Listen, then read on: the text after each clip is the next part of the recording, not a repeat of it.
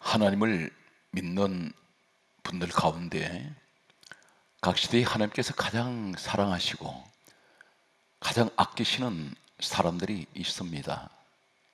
오늘날 교회에서 섬기시는 교회에 이분이 없으면 교회 한 축이 무너질 수 있는 그런 대단히 중요한 기둥 같은 장로님, 권사님, 집사님, 또 성도들이 있습니다.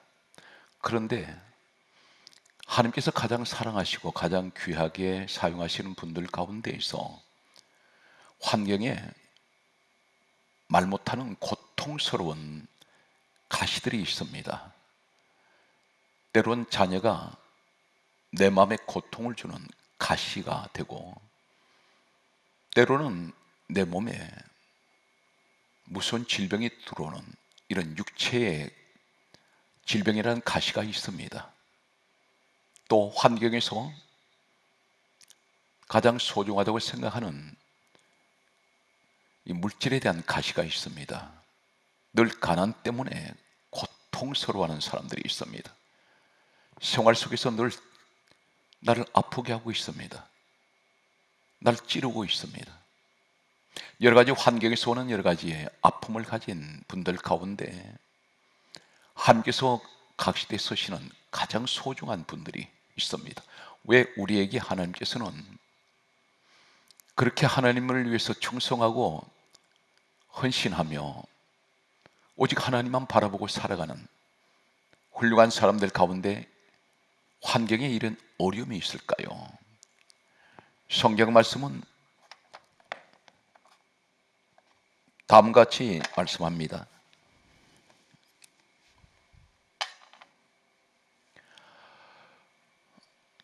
환경에 이런 어려움을 주신 이유가 무엇입니까? 이사야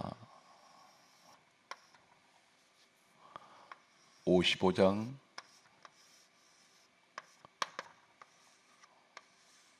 8절과 에레미야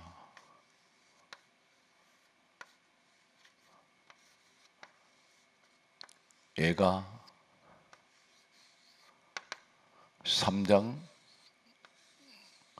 33절 말씀에 보면, 이사야 55장 8절 말씀에는 내 생각과 너희 생각이 다르며 내 길과 너희 길이 다르다고 말씀합니다. 나는 환경에서 이 고통을 받는 것이 하나님 어떻게 해서 내가 이 고통을 받고 있습니까? 왜 내가 이런 어려운 고통을 받습니까? 하나님께 반문할 때에 하나님께서 말씀하십니다. 내 생각과 너 생각 다르며 내 길과 너희 길이 다르다.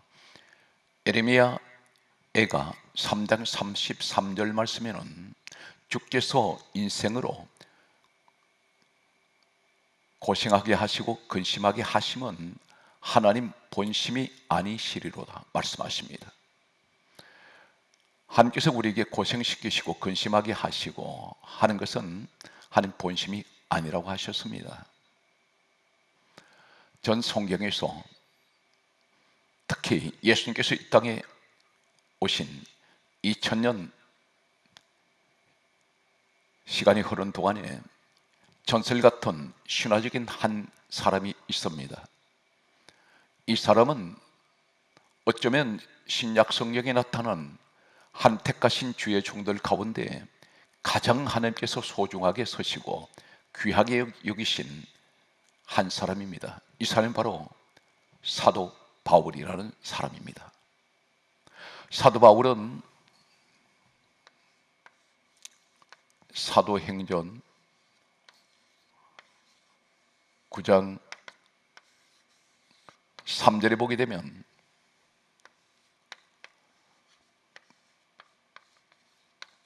다메섹 길에서 하늘에서 비추는 빛이 사울을 둘러 비추었습니다. 빛 가운데 이 사울은 훗날이 바울이 빛 가운데 있었습니다. 이 빛을 가리켜 헬라어 원문에는 포스라고 말씀하고 있습니다. 포스, 이 말은 마가복음 14장 54절에 불을 똑같은 포스라는 헬라어를 사용하고 있습니다. 바울에게 비쳤던 이 빛은 다른 말로 불이라고 말씀하고 있습니다. 같은 헬라어는 포스입니다. 또 한 가지는 누가복음 22장 56절에는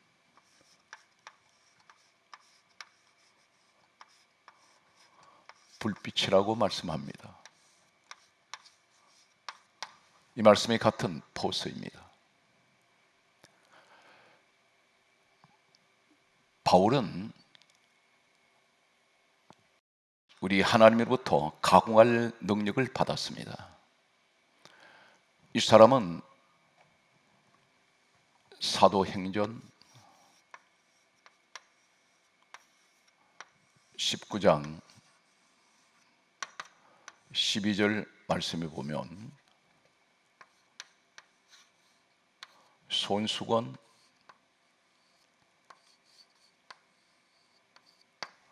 앞치마,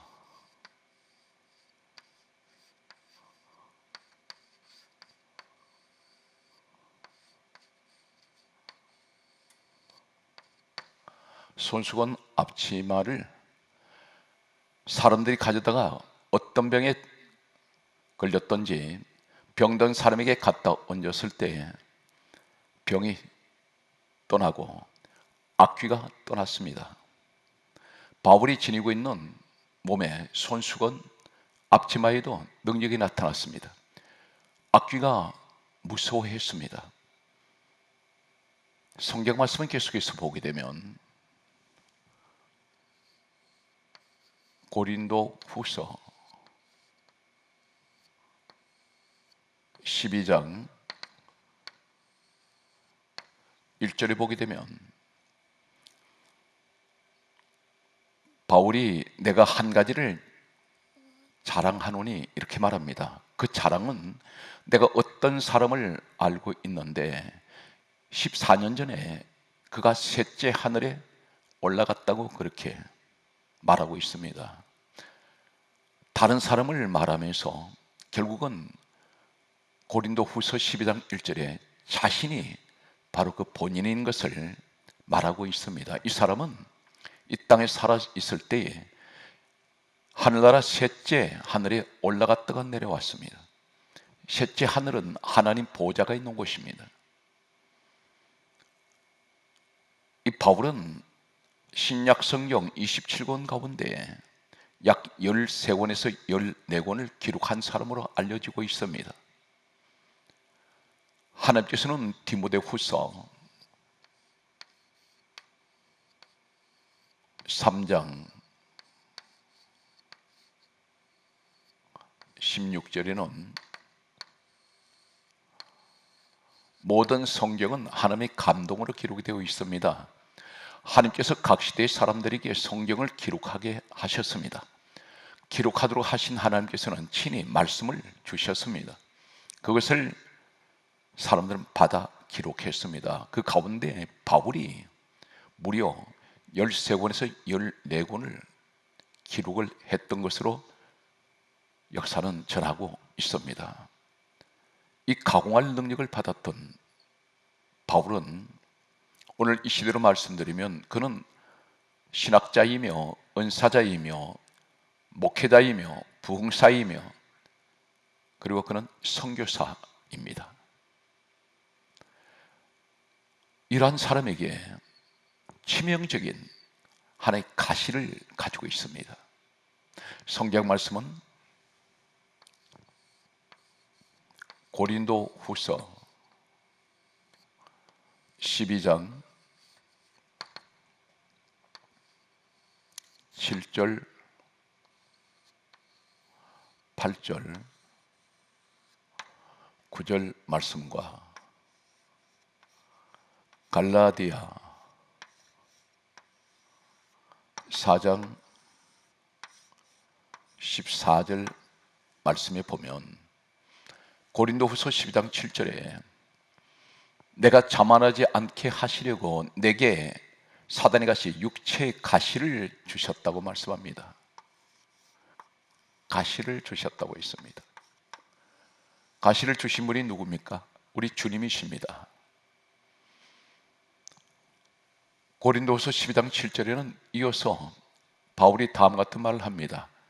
나를 쳐서 자만하지 않게 하려 하심이라, 그렇게 말하고 있습니다. 자만이란 말은 휘페라 로이마이 헬라를 사용하고 있습니다. 이 말은 우쭐대다, 잘난 체하다, 자신을 자랑하다, 뽐을 내다, 사람들을 업신여기고 깔보다, 한마디로 교만을 말씀하고 있습니다. 자신이 한 것 같이 그렇게 한다는 것입니다. 우리 주님께서는 이 바울에게 특별하게 서시면서 사용하시면서 가시를 주셨습니다. 우리 주님은 이 바울이 어떤 사람인지를 너무나 잘 알고 계셨습니다.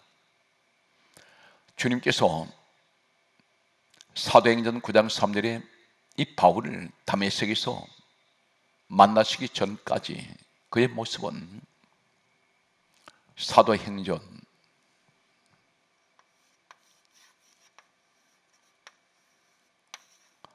7장 58절 말씀을 보게 되면 8장 1절 말씀과 9장 1절 말씀을 이어서 보게 되면 사도행전 7장 58절에는 주님께서 이 땅에 최초로 세우신 집사들이 7명이 있습니다. 그 가운데 성령 충만하고 칭찬받는 서대반이라는 집사가 있었습니다. 이 서대반이 복음을 전하고 있을 때에 유대인들이 돌로 서대반을 쳐서 죽였습니다. 그 주동자가 사도행전 7장 58절에 사울이라는 청년이라고 기록하고 있습니다. 바로 이 사울이 훗날에 바울된 사람입니다. 이 사람은 사도행전 8장 1절에 사울이 그의 죽임을 마땅히 여기더라 전혀 양심의 가책을 느끼지 못합니다. 사도행전 9장 1절에는 사울이 여전히 주의 제자들에게 위협과 살기가 등등하여 이렇게 말씀합니다. 위협적입니다. 살기가 있습니다. 사람에게 겁을 주고 위협합니다. 두렵게 만듭니다. 불안하게 합니다. 공포에 떨게 한 사람이 이 사울이라는 사람입니다. 훗날에 그가 바울이 됩니다. 등등하다 있습니다.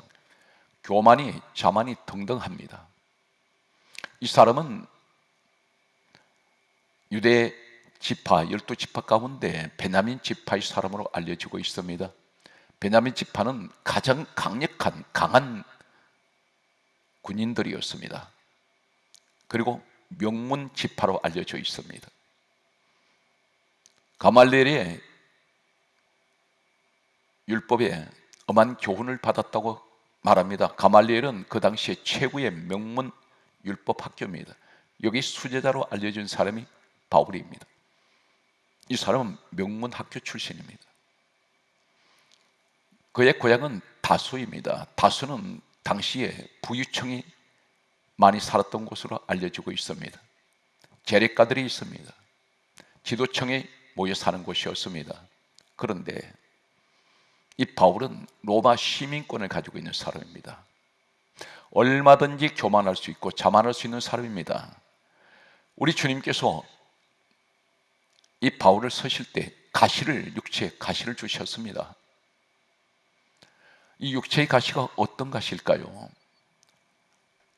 갈라디아 4장 14절 말씀을 살펴보면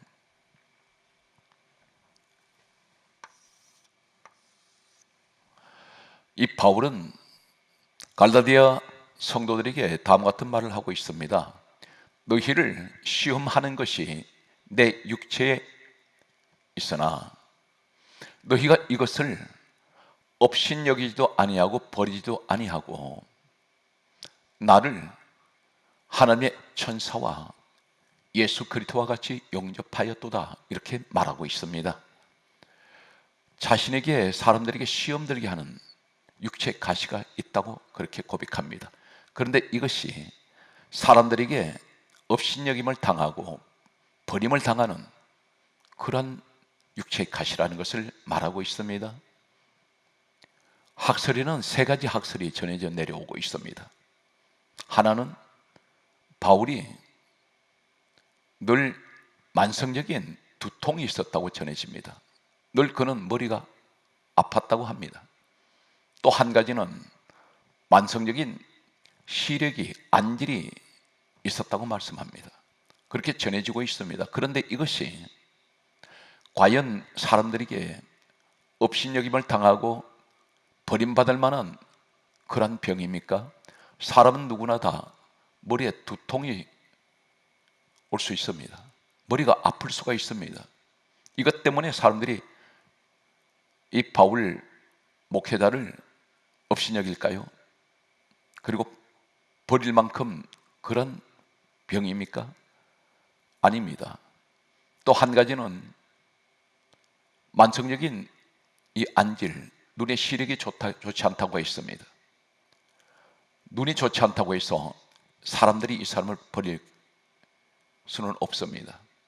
버리지를 않습니다. 업신여기지 않습니다. 이것이 사람들을 시험 들게 하지는 않습니다. 단 한 가지 가장 유력한 학설은 간질병으로 알려지고 있습니다. 만약 바울에게 간질병이 있었다면 이것은 치명적인, 사람들에게 시험거리가 될 수 있고 업신여김 당하며 버림받을 수 있습니다. 이 간질병의 정세는 때와 장소 없이 사람이 갑자기 쓰러져서 몸을 꽈배기처럼 비틀며 거품을 입에 품고 눈이 돌아가고 사람이 의식을 잃습니다. 이러한 간질 정세가 있다면 사람들은 바울을 무시할 것입니다. 업신여길 것입니다. 주님께서 바울에게 만약 간질병을 가시로 주셨다면 이 사람은 항상 자신에 대해서 자만하지 않습니다. 자신에게 가시가 있는 것을 그는 항상 사람들 앞에 부끄럽게 생각했을 것입니다. 이 바울이 고린도 후서 12장 8절과 9절 말씀에, 고린도후서 12장 8절에는 세 번을 주께 이것을 떠나게 해달라고 간구했습니다. 그때에 주님께서 이르시기를 내 은혜가 내게 족하도다. 이는 내 능력이 약한 데서 온전하여 짐이라. 우리 주님이 거절하셨습니다. 이 가시 때문에 너는 약한 데서 온전해질 것이라 했습니다. 바울은 자신의 육체의 가시 때문에 사람들 앞에 절대로 어떤 일에서 자만할 수가 없습니다. 잘난 체 못합니다. 주님은 이 사람을 가시를 주셔서 가장 귀하게 사용하셨습니다. 오늘 이 시간에 이 말씀을 들으시는 모든 분들 가운데 교회 충성스러운 분이 계십니다. 하나님 가장 사랑하십니다. 귀하게 사용하고 계십니다. 그런데 생활에 가시가 있습니다. 왜 그렇습니까?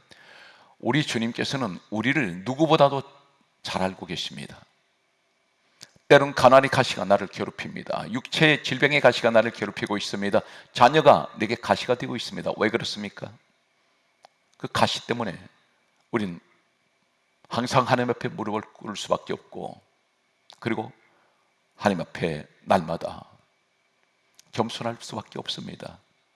우리 자신을 자랑할 것이 없습니다. 오늘 이 자리에 어떤 가시가 있습니까? 그것은 은혜입니다. 주님의 서시려고 그 가시 주셨습니다. 성경은 이렇게 말씀하고 있습니다. 오늘 이 바울은 고린도전서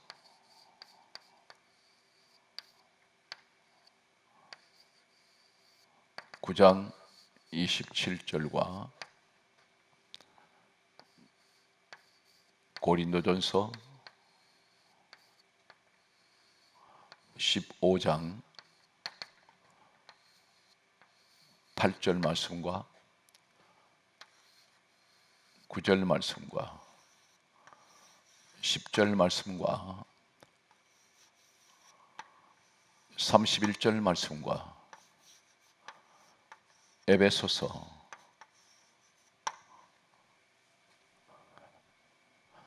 3장 8절 말씀과 디모데전서 1장 15절 말씀에 다음같이 말씀을 하고 있습니다. 고린도전서 9장 27절에 바울은 이 가시 때문에 항상 자신과의 싸움을 했습니다. 내가 내 몸을 쳐서 복종케 합니다. 그렇게 말하고 있습니다. 자신과의 싸움입니다. 자만이 두르지 않도록, 교만하지 않도록, 잘난 체 하지 않기 위해서 자신의 몸을 쳐서 복종하게 했습니다. 가장 위대한 사람은 자신을 이기는 자입니다.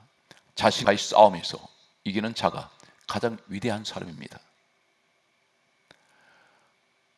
바울은 성경에 보게 되면 자신을 위해서 기도할 때 하나님 내게 능력 주소서 하는 기도를 한 적이 없습니다. 오직 한 가지는 자신과의 싸움에서 자신이 이기기를 원했습니다. 고린도전서 15장 8절 말씀을 보게 되면 나는 맨 나중된 자요 만삭되지 못하여 난 자라고 말하고 있습니다. 맨 나중된 자라 말은 나는 맨 꼴찌입니다. 나는 맨 나중입니다. 그리고 고백하기를 나는 만삭되지 못했습니다. 그래서 태어난 자라고 말합니다. 실제적으로 이 바울이 어머니 배에서 태어날 때 10개월을 채우지 못하고 나온 것이 아니라 자기 자신의 모습을 자신은 항상 부족하다는 것을 고백하고 있습니다. 항상 낮아지기 위해서 그는 이렇게 고백하고 있습니다. 나는 7삭동이 8삭동입니다. 나는 미수가입니다. 그 고백입니다. 고린도전서 15장 9절에는 나는 모든 사도 중에 가장 작은 자라고 말합니다. 사도들, 주의 종들 가운데 가장 작은 자, 그렇게 고백을 하고 있습니다. 10절 말씀에는 내가 나된 것은 모든 것이 하나님의 은혜입니다. 내 노력으로 내 능력으로 된 것이 없다는 것입니다. 이 사람은 철저하게 자만하지 않기 위해서 육체의 가시 주신 우리 주님이 자만하지 못하도록 하신 이 가시 때문에 그는 늘 자신을 낮추고 겸손하도록 항상 그렇게 고백하고 있습니다. 고린도전서 15장 31절 말씀에는 나는 날마다 죽노라 그렇게 말합니다. 날마다 혈기를 죽입니다. 교만을 죽입니다. 잘난 체 하는 것을 죽입니다. 자신의 이성적인 감정을 죽입니다. 혈기를 죽입니다. 마음속에 탐심이나 어떤 정욕적 것이 들어올지라도 바울은 이렇게 고백합니다. 나는 날마다 죽노라. 에베소서 3장 8절에는 나는 모든 성도들 중에 성도보다 더 작은 자 중에 작은 자라고 고백하고 있습니다. 이제는 모든 하나님을 믿는 예수 그리스도의 사람들 가운데 가장 작은 자라고 고백합니다. 디모데전서 1장 15절에 그는 이렇게 고백합니다. 나는 죄인 중에 괴수라. 이 사람이 자신을 고백하기를 괴수라고 말합니다. 죄인 중에 괴수라고 했습니다. 이 땅의 모든 사람들 가운데 죄인 중에 괴수. 교만은 우리에게 하나님께서 무엇이라고 말씀하십니까? 사무엘하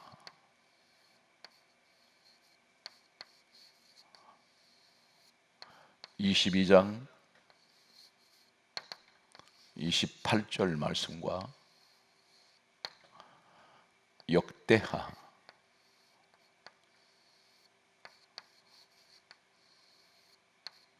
32장 25절 말씀과 시편 119편 21절 말씀과 잠언 15장 25절 말씀과 에레미야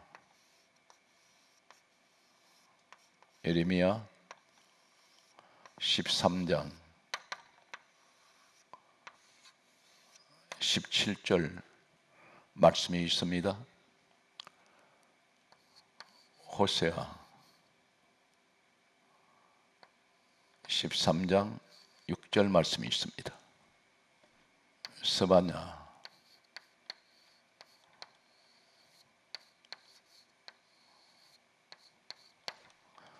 3장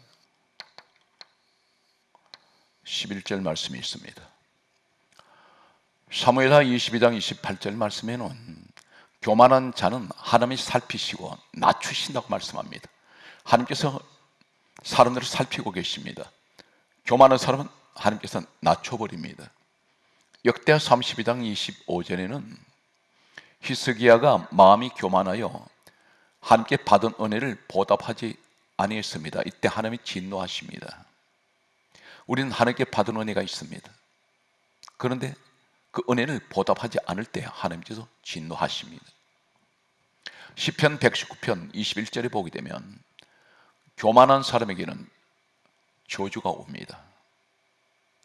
절대로 신앙생활에서 잘난 체하지 마시고 자신을 자랑하지 말고 어떤 하나님께서 크게 세우시고 높이시더라도 모든 것은 하나님께서 하신 우리 주님께 영광을 드리는 우리 성도가 되셔야 됩니다. 잠언 15장 25절에 교만한 자의 집을 허신다고 있습니다. 허물어 버리십니다.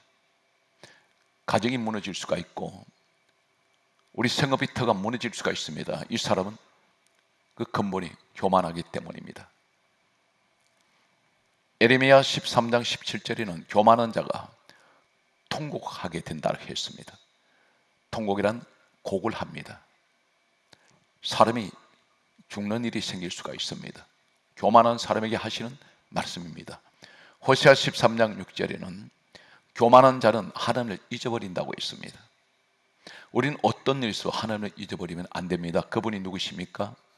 빌립보서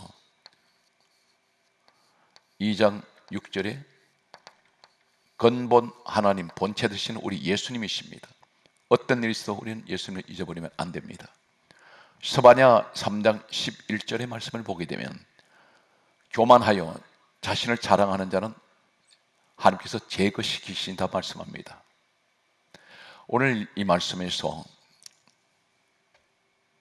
야고보서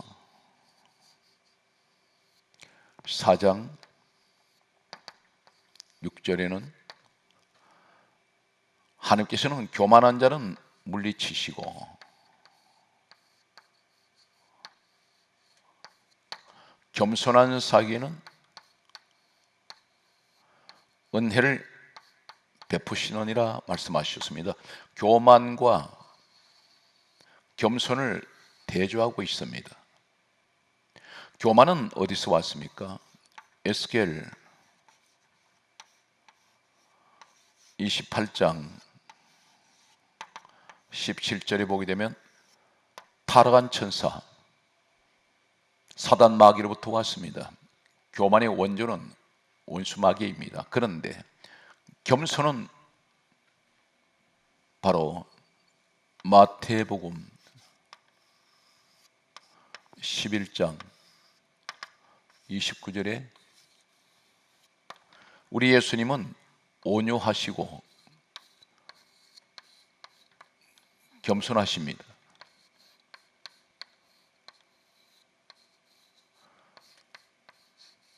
사람이 겸손한 모습을 보면 이 사람은 예수님 신의 성품을 가지고 있습니다. 온유한 사람들. 교회가 온유한 사람만 모이면 천국이 됩니다. 겸손한 사람들이 있는 곳입니다. 이곳은 분명 천국입니다. 성경 말씀을 보게 되면 갈라디아 5장 22절에서 23절 말씀을 보게 되면 성령의 9가지 열매가 있습니다. 사랑, 희락, 화평, 오래 참음, 자비, 양선, 충성, 온유, 절제가 있습니다. 온유 속에는 겸손이 포함되어 있습니다. 성령의 열매가 온유입니다. 오늘 사랑하는 성도 여러분, 항상 우리는 자만하지 말고 교만하지 말고 앞으로 여러분을 하나님께서 크게 서시고 세우실 때에 항상 겸손한 자리에, 온유한 자리에 머무시기를 간절하게 소망합니다. 교회 생활에서 특히 조심해야 될 것이 있습니다. 우선 베드로전서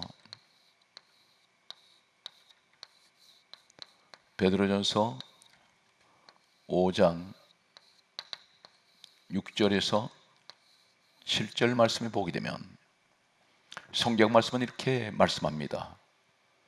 겸손하라, 때가 되면 너희를 높이시리라 말씀하셨습니다.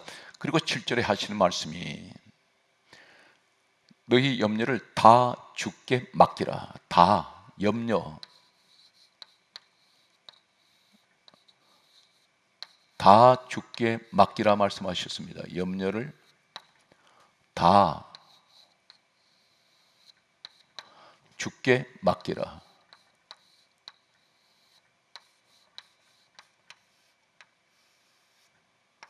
맡기라 말씀하셨습니다.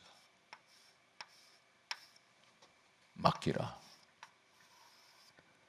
이는 그가 너희를 돌보심이라 말씀합니다.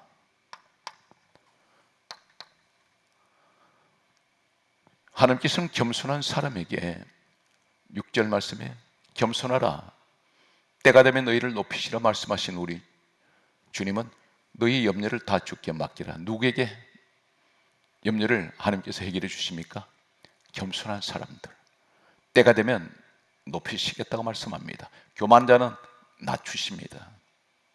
내가 교만할 때 반드시 육체에 가시가 들어옵니다. 그것이 가난의 가시가 일 수가 있고 질병의 가시일 수 있고 사람에게서 오는 가시가 있습니다. 교회 생활에서 특히 조심해야 될 것은 고린도전서 11장 17절에 너희가 모일 때에 유익이 되지 못하고 도리어 해로운 모임이 있습니다. 그 해로운 모임이 어디 있습니까? 18절에 말씀합니다. 교회에 모여서 하는 것이 분쟁을 하고 있습니다. 이 분쟁은 교만한 자들, 자만한 자들이 분쟁을 일으킵니다. 분쟁은 다투입니다. 싸움이다. 목사와 성도가 싸웁니다. 성도와 성도가 싸웁니다. 장로가 장로와 싸웁니다. 장로와 목사가 싸우고 있습니다. 여기가 어디입니까? 에베소서 1장 23절에는 교회는 주님 몸입니다. 교회에 모여서 다투면서 분쟁을 하고 있습니다. 교만한 행동을 합니다. 자만하고 있습니다. 19절 말씀을 보게 되면 고린도전서 11장 19절 말씀에는 타당을 짓습니다. 타당이 있어야 너희 중에 옳다 인정함을 받는 자들이 나타나게 되리라. 타당은 편가르기입니다. 교회 안에서 분쟁하면서 편가르기 하는 자만한 자들이 있습니다. 교만한 자들이 있습니다. 이 사람들 가운데 부추기는 자들이 있습니다. 선동하는 사람들이 있다는 것입니다. 타당이 있어야 옳다 인정함을 받은 자들이 나타나게 되리라. 선동합니다. 옳다고 말합니다. 정의의 사도같이 행동합니다. 어디에서? 하나님의 집, 교회에서 합니다. 하나님 보실 때 너가 내 집에 들어와서 시끄럽게 하고 떠들고 있습니다. 교회는 죄인들이 모인 곳입니다.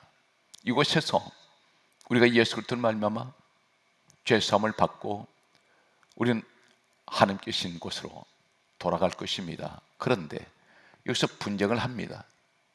그때에 고린도전서 11장 20절에는 너희들이 모여서 주의 만찬을 먹을 수 없나니 말씀합니다. 성찬을 하면 안 된다고 말씀합니다. 주의 만찬은 성찬입니다.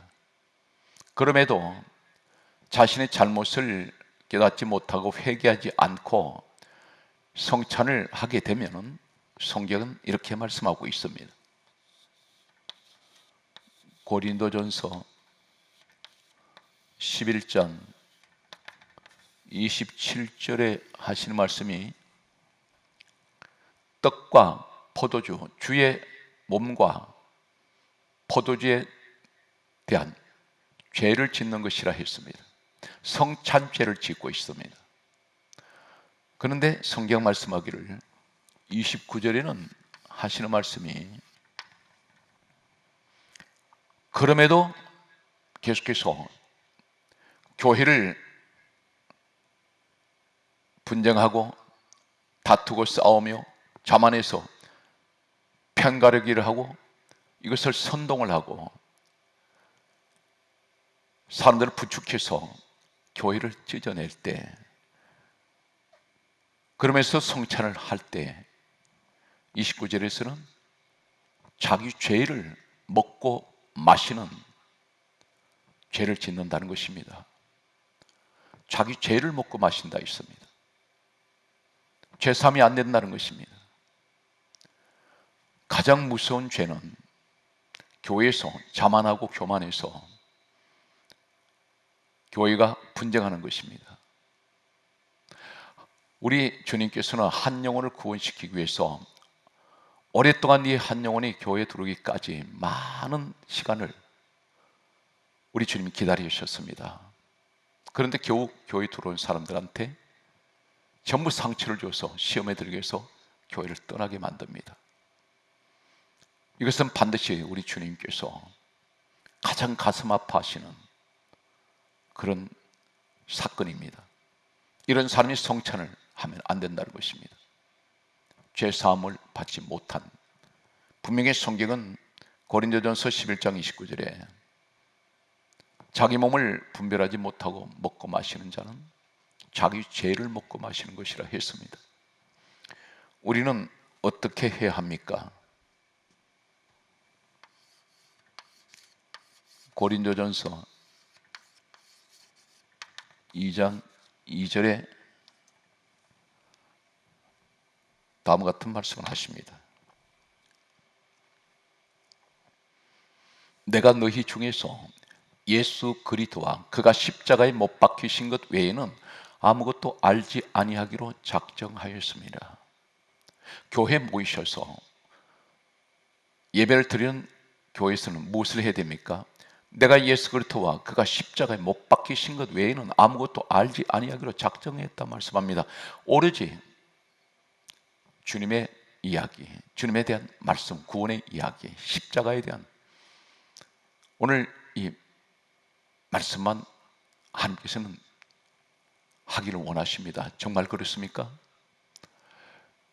사도행전 2장 46절 말씀을 보게 되면 오순절날 성령이 임하시고 난 후에 가장 먼저 나타나는 것이 성경이 이렇게 강조합니다. 성경에 기록하신 우리 하나님께서 기록하게 하신 내용 가운데 사도행전 2장 46절에는 날마다 마음을 같이하여 성전에 모이기를 힘썼습니다.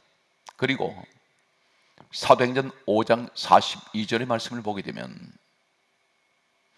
날마다 성전에 있든지 집에 있든지 그들은 예수 그리스도와 그가 십자가에 못 박힌 것을 전하면서 전도하기를 그치지 아니했다 했습니다.